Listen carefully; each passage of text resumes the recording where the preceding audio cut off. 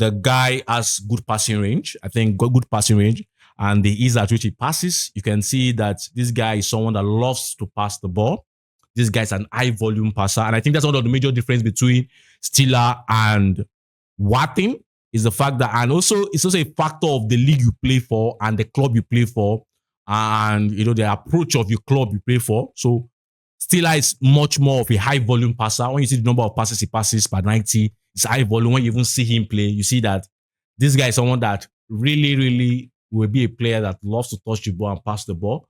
But also, we know that Wharton, because of Crystal Palace and the way Crystal Palace approaches their game, Wharton, as I said, is a player that has high impact with low touches on the ball, right? So in as much as they are both good on the ball in terms of the passing and they are natural passers, so you love the feeling of the ball when they pass the ball, but you also have to say about that dynamic in terms of Steeler is the high volume passer, it's ranking very high in terms of the touches on the ball and the passes per 90, and then you can see Wharton is not someone that touches the ball much, but is someone that is very, very effective with the ball when he has the ball. So I think that is that. Also, I feel that another thing I've seen about Steelers' game is the fact that Wharton also has that, but Steeler, I really see that as a characteristic of his game in terms of the line breaking passes, and I think that's amazing to see.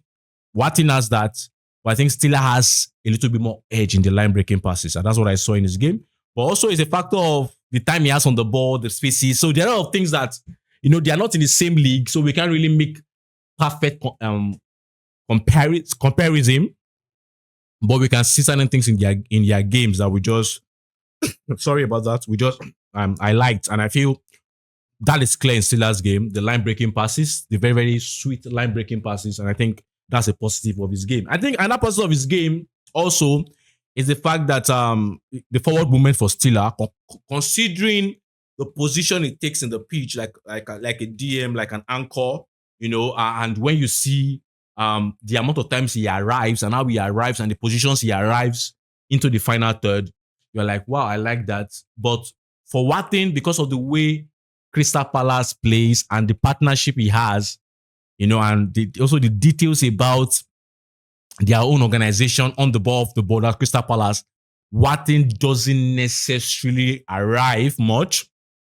But also when you watch Wharton in his, I think, earlier days in his career, you see that he has that quality of arriving, right? But Steeler currently, because of the way Stuttgart approach their game, he arrives far better in the final third. So that's a positive to Steelers' game.